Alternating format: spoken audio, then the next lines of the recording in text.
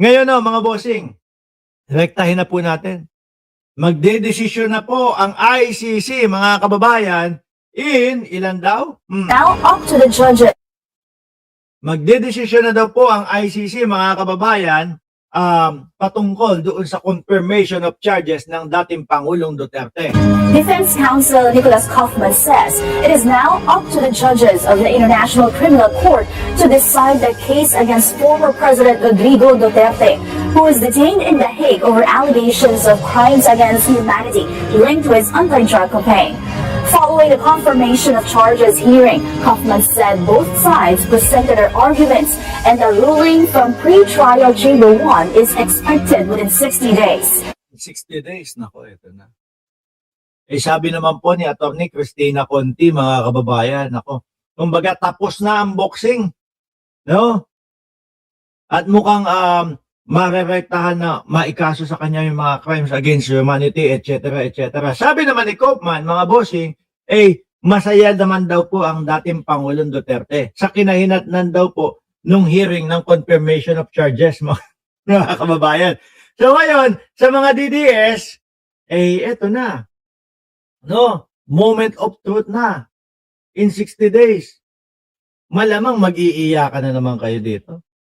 Kasi sa nakikita ko mga boss Chipamo, sir, yung mga estilo ni Kaufman, parang puro pampolitical lang Yung tipo bang hindi mo sinasabi direkta na dyan muna si dating Pangulong Duterte hanggat hindi pa umuusad yung 2028 election. Ganun lang Yung mga inuuna nila, hindi naman dapat unahin. Yung mga kaartehan nila na mahina na ang dating Pangulong Duterte, wala naman daw Sabi ko sa inyo, dyan sa ICC, rektahan lang dyan. Rektahan na kung ano yung dapat gawin, yun lang ang gagawin. Yung may mga pasulat-sulat pa kila Donald Trump, may mga pasulat-sulat pa kila Putin, hindi naman pinasa yan ni sino ba yun? Si Greco Bellica. Kung pinasa man, sige. Nasaan yung yung mga tatak o stamp na ibinalik sa inyo na sinasabing na-receive ni Donald Trump, na-receive ni Putin, na-receive ni Netanyahu yung kanyang sulat. Wala. Tingin ko pang lang yan, pang uuto lang yan sa mga DDS para iboto siya nung panahon ng eleksyon. Ganyan na ganyan din mga kababayan, ang gagawin ng kampo ng vice-presidente. No? Pakita nila sa 2028 na eto po, talagang ginagawa namin ang lahat ng makakaya namin upang mapauwi ang dating Pangulong Duterte. Pero siyempre, kailangan maging presidente muna ako para yung kapangyarihan ng presidente ang magpupush para pauwiin si dating Pangulong Duterte. Di ba? Masarap siguro ang kinakain niya doon. Kaya nawili na. Sino? Si Digong? Hindi kung ako, mga kababayan, kung ako ang nasa sitwasyon niya, tapos nabibisita naman ako ng aking mga anak. Kumbaga parang nasa home for the aged lang din naman yan Nabibisita ako, mas pipiliin kong nandoon na lang ako sa loob. Bakit to? Tingnan mo naman yung ginagawa sa kanya nila Bongo, nila Robin Padilla, nung kanyang mga kaalyado. Nung panahon ng eleksyon, tatagilid-tagilid na ako maglakad, akay-akay pa din doon sa mga, ikampanya mo ko. Di ba? Doon, payapa siya, tahimik siya. Masarap kinakain. Katuga. Kain, tulog, gala nga daw hindi, sorry. Katu. Bakit? Walang gala. Kasi nakakulong.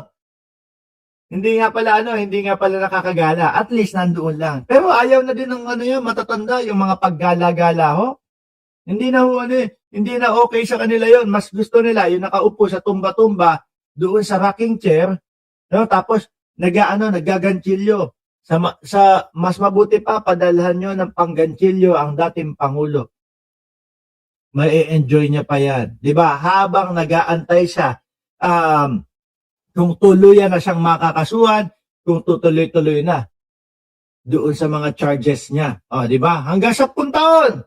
Tapos kapag ang nangyari, nakagawa ng mga kung anumang ginanchilyo ang dating Pangulong Duterte, ibenta ninyo. Kunyari, ito ang gawa ng yumaong Rodrigo Duterte, ito ang gawa ng dating Pangulong Duterte, no, nung siya ay nandoon pa sa loob ng ICC. Ibenta ninyo, ipa-auction ninyo. May mga DDS na bibili dyan. Ay, sandali. Karamihan pala doon sa mga DDS, yun yung mga pumipila sa 20 pesos na bigas. Sorry. Pero pwede niyong gawin yun. Di ba, habang nag-iintay para kay dating Pangulong Duterte. Speaking of naman, dahil nga, di ba, mga kababayan, eto na. Meron na silang presidente na tatakbo sa 2028. Kulang na lang po, vice-presidente. Mga bossing, no? Ang mga nakikita ho natin, mga kababayan, na posibleng maging katandem ng vice-presidente sa pagtakbo sa pagka-presidente ay Amy Marcos, Robin Padilla, Rodante Marcolita, yung Leni Robredo, malabo pa ho yan sa tubig kanal Hindi po hindi po kakagatin yan ni Atty. Leni Robredo. At kahit na kung sakali man nakagatin ni Atty. Leni Robredo na maging vice president siya ni Sara Duterte, ang nakikita ko dito, ang mangyayari ho, ay tatalikuran si Atty. Leni Robredo nung mga kakamping. Sino agree sa akin? Na kapag pumayag, pero alam ko hindi papayag si Robredo niyan no? Pag pumayag si Atty. Leni Robredo na maging vice-presidente ni Sara Duterte, yung mga taga-suporta niya ang tatalikod sa kanya. Oo, kasi ang tagal-tagal nang isinusuka ng mga kakampingki. Yang mga Duterte. Ayaw na ayaw. Press one sa naniniwala sa akin, natatalikuran ng mga kakamping si Atty. Leni Robredo kapag pumayag siya na maging vice-presidente siya ni Sara Duterte. Ganyan ho ang mangyayari diyan, mga kababayan. Hindi po sa susunod yung mga kakamping tapos iboboto. Maaari ang isipin nila, si Leni Robredo, tumakbong vice-presidente ni Sara, iboto natin si Robredo kasi kapag natapos na ang eleksyon, magtatrabaho naman to. Pero si Sara, wag natin iboto. Ganun ho mangyayari diyan.